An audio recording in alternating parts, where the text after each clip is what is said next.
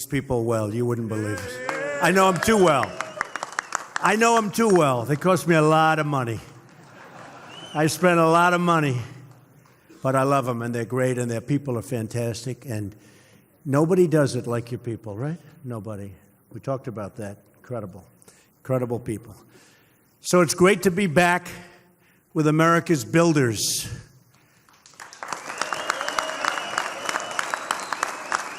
So did you ever think you'd see a president who knows how much concrete and rebar you can lay down in a single day? Believe me, I know.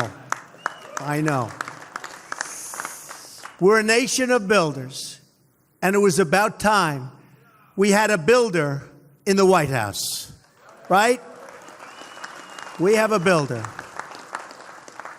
I want to thank Sean McGarvey and the entire governing board of presidents for honoring me with this great invitation. And I love that it's in Washington because I don't have to travel very far. Worked out pretty well, I have to tell you. 5 minutes. Sean took part in one of our very first meetings at the White House. He mentioned it. And I promise you that America's labor leaders will always find an open door with Donald Trump. Always. Just look at the amazing talent assembled here. We have iron workers, insulators. Never changes, does it, with the iron workers? Well, let's hear it. Laborers, painters, fitters, plumbers, operators. They're operators, all right, I'll tell you that. Electricians. Not that good. Where's my local 3? Oh, where's local 3? That wasn't that good. Electrician. Well, they became so rich they don't have to. Let's do that again. Electricians. Oh, that's better. Bricklayers. Boilermakers. Elevator constructors. Good job. Sheet metal workers. Roofers.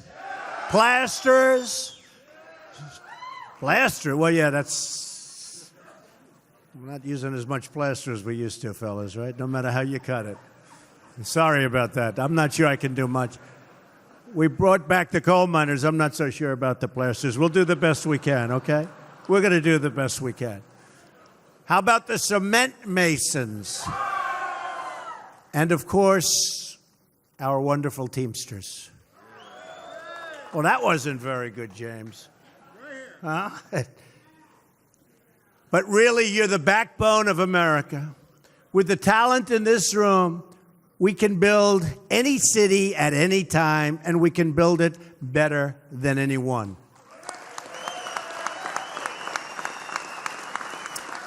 But we're going to do even better than that. Together, we are going to rebuild our nation.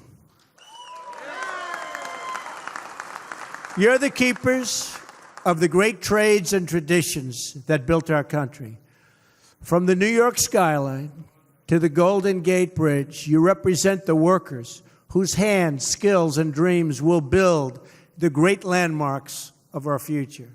Every day, your members live out what I call the American creed. They're on the job before dawn and after dusk, and they never quit until that job is done. You know that. True. True.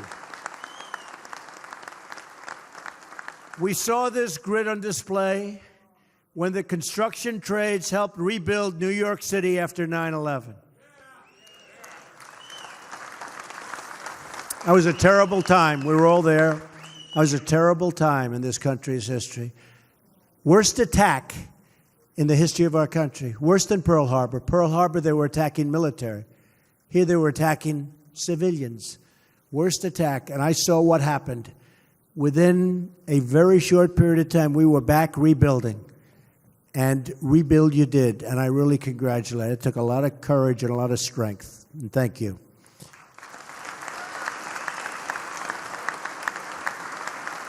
The fact is, you take pride in every part of your work, every joist, bolt, and rivet. You're not only builders, but you're artisans, very talented people. A lot of people don't understand. You're very talented people, enriching our cities and landscapes with works of great beauty. And just as you take pride in your work, our nation takes great, great pride in you, believe me. And it's time that we give you the level playing field you deserve.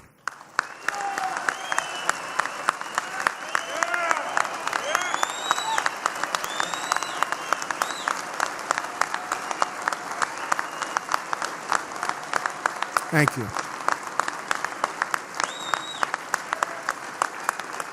Thank you, folks.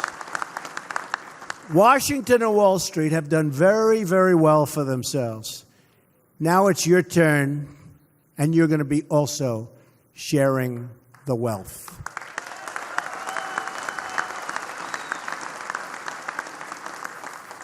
And you know, for many years, we've been taken advantage of by other countries. All over the world, they took advantage of us. We had leaders that didn't have a clue, or worse. That's not going to happen anymore, folks. That's not going to happen anymore. And you see what's going on right now. In fact, the trade deficit went way down, just announced before I got on stage. And I will tell you, we're going to have a whole different set of values when it comes to representing our country. That I can tell you right now. This election was all about returning power to the people. I've spent my life working side by side with American builders, and now you have a builder as your president.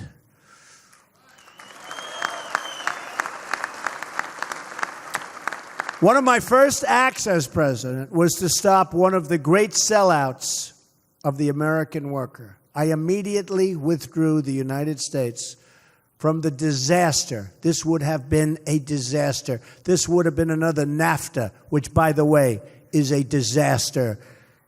I took you out of the Trans-Pacific Partnership.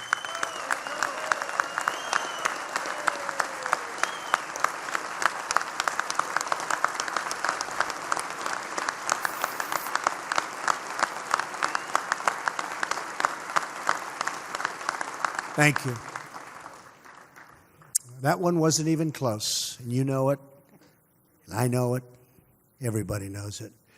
Next, I cleared the way for the construction of the Keystone XL and Dakota Access pipelines.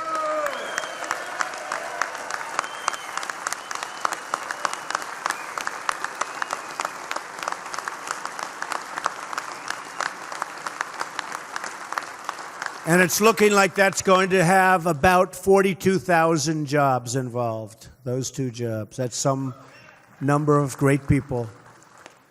That's a big, big, beautiful lot of people. And Sean, actually, and a whole group joined me in the Oval Office when we approved the Keystone permit. And I joked that day. I said, can you imagine the head of this big Canadian company in this case? They built pipelines, and they failed. Didn't work. They paid millions and millions and hundreds of millions of dollars to consultants and lawyers, and they failed. And it was over. And then one day, Trump wins, and a few days later, they get a knock on the door. Sir, the Keystone Pipeline was just approved. Can you imagine? I want to see the expression on his face. And he's a nice guy. They came to the office. Because, you know, I did say, you have to use American steel. You have to fabricate it here. Now, they had already bought 60, 70% of it. So you can't be too wild, right? But I was signing the order. And I said, where'd they buy the steel? I didn't like the answer. I said, who fabricated the steel? I didn't like the answer. I said, from now on, we're going to put a clause. Got to be made in America. We want American steel made in America. Right on the bottom. 100%.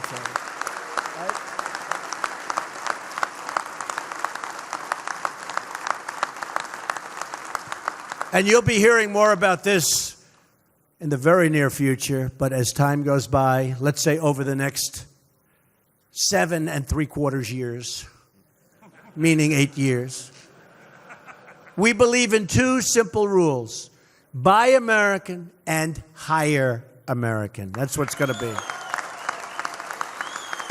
And that's not just a slogan, it's a promise. Believe me, that's a promise. The era of economic surrender has come to an end. It's come to an end. We have surrendered as a country to outside interest. The era of economic victory for our country has just begun. You will see.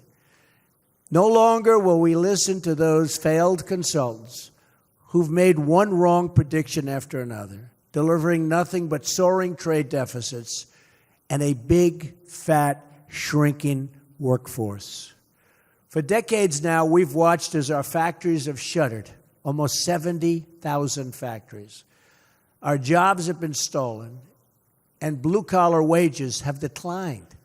We've seen the economic pain inflicted on our fellow Americans in Pittsburgh and Detroit and Baltimore. We didn't just offshore our jobs, we offshored a big, big part of the American dream.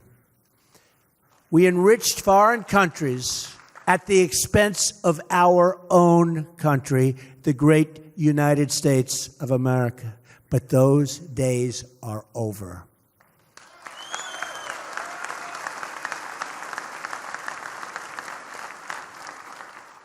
I'm not, and I don't want to be, the president of the world. I'm the president of the United States.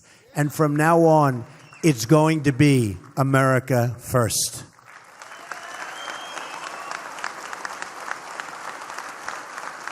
We're going to bring back our jobs, and yes, we're going to bring back the American dream.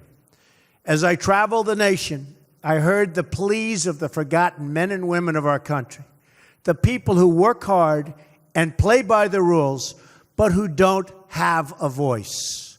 Together, we are their voice, and they will never, ever be forgotten again. That I can tell you.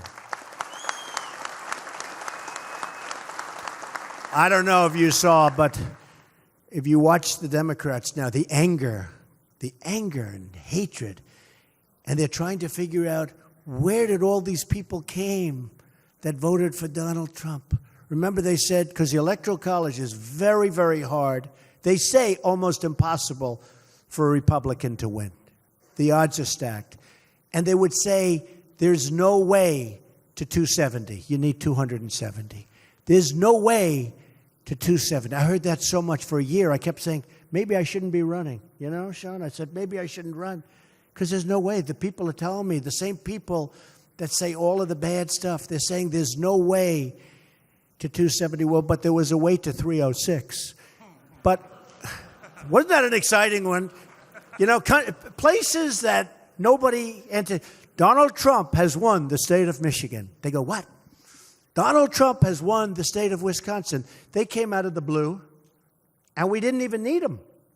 And we love those 2 states because we won the state of Pennsylvania, and we won Ohio, and Iowa, and North Carolina, and South Carolina, and Florida, and so many others. We ran the coast. And if you don't run it, you can't win. A huge disadvantage, the Electoral College. It's very, very tough. They say almost impossible for a Republican to win. But I had the support of, I would say almost everybody in this room. We had tremendous support. No, we did. We had tremendous support. We had tremendous support. And I'll tell you, we really had the support of the workers. We had tremendous support of the workers. Well, would you like to make a change, folks? Would you like to make a change? Because if anybody wants to make a change, you won't be having so many jobs, that I can tell you.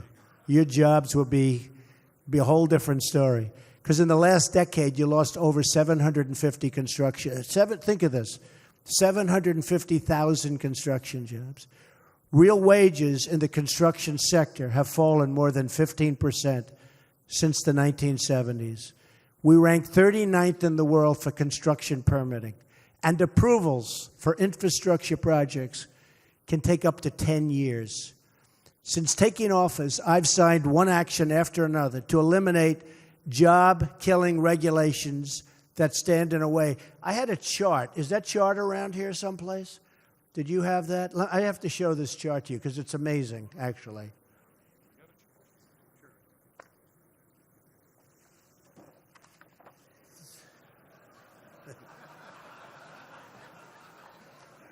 This is, if you want to build a highway in the United States, these are some of the permits that you need. It's a process that can take way over 10 years, and it just never happens. Then at the end of the period, they vote against it. And we're getting rid of many of these regulations. You have to go through 17 agencies, many permits in each agency.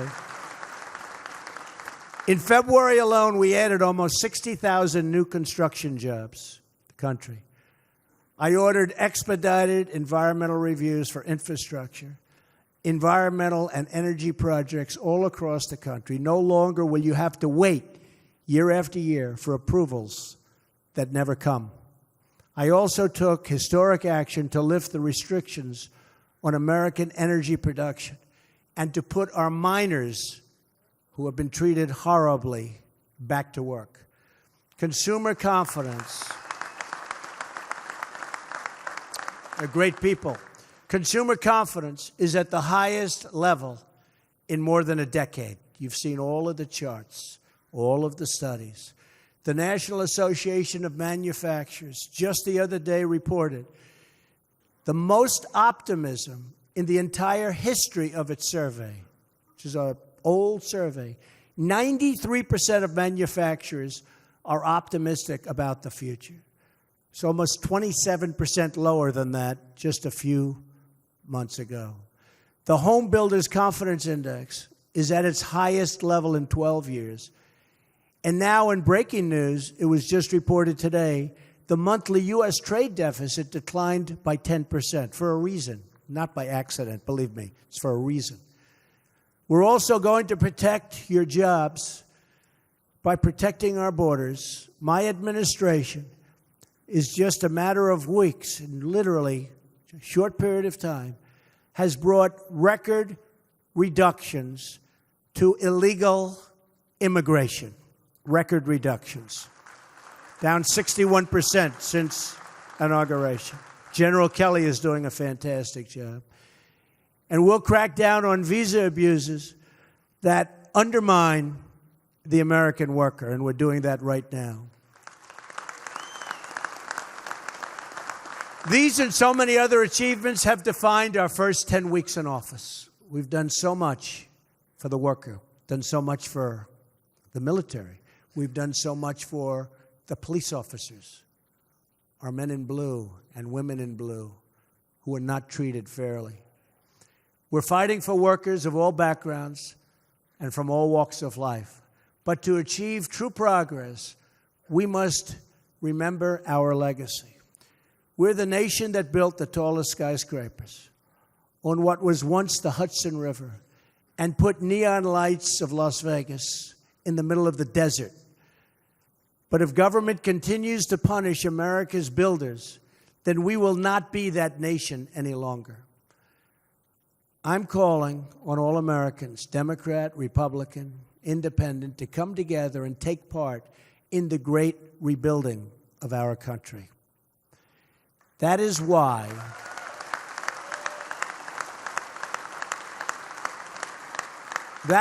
in my address to Congress, I called on lawmakers to pass legislation that produces a $1 trillion investment in the infrastructure of our country, and we need it.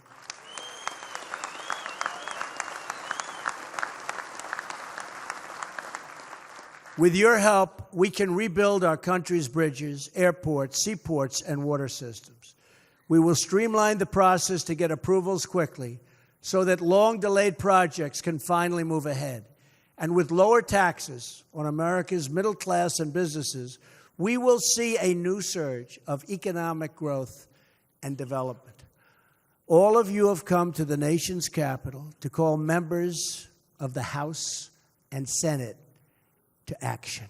you've also called your president to action. When you see them, you can tell Congress that America's building trades and its president are very much united.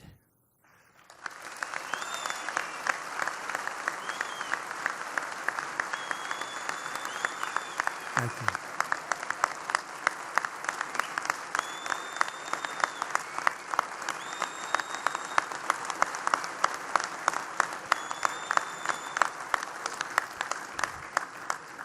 Together, we are ready to break new ground. We will build in the spirit of one of the great projects in our nation's history, an enduring symbol of American strength.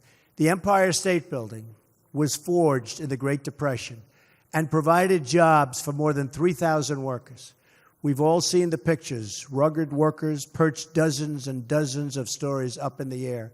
Workers like these moved almost 60,000 tons of steel, installed 200,000 cubic feet of stone, and laid 10 million bricks to build that American icon. And they did the job in a record time, 13 months. Hard to believe. Think of that. Empire State Building, built in 13 months during the Depression. Nowadays, you couldn't even get a building permit or approval in that amount of time. When the workers had secured the last piece of steel in that amazing and beautiful structure, they marked the moment, as we still do today, with what is called a topping out ceremony. 1,050 feet above the streets of New York City, they hoisted a beautiful and great American flag.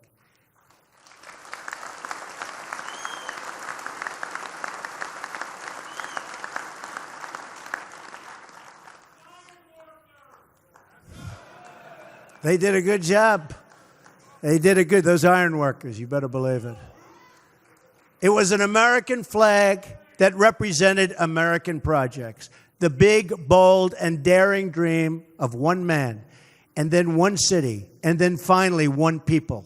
That banner marked our nation's proud climb to the top of the world. Our people endured through the hardships of depression and the battles of World War II, and they emerged from these trials stronger and more united than ever before. Now we must again summon that same national greatness to meet the challenges of our time. Only miles from the halls of Congress and the newsrooms of Washington, you will find once thriving cities marred by empty lots and once booming industrial towns that have become rusted and are in total disrepair. Standing before me today in this very hall are the men and women who, if given the chance, can transform these communities. You are the citizens who can rebuild our cities, revive our industries, and renew our beloved country. And I know you will stop at nothing to get the job done.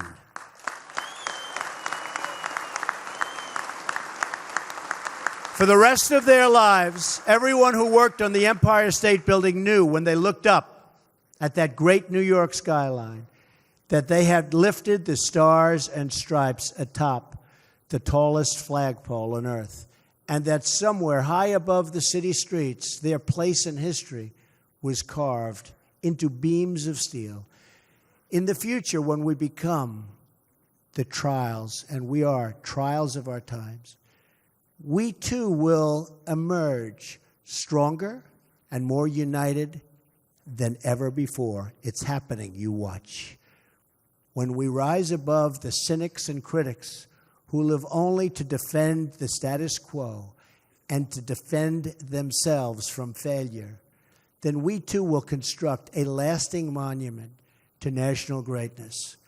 In this future, our nation's workers and craftsmen will look way out at the vast open landscape, and they will build new bridges and new schools and new landmarks, and they will proudly raise up for all to see our bright and beautiful American flag. And when we see that flag, we will remember that we all share one American home, one American heart, and one American destiny. May God bless our nation's builders. May God bless our nation's workers. and may God bless the United States of America. Thank you very much.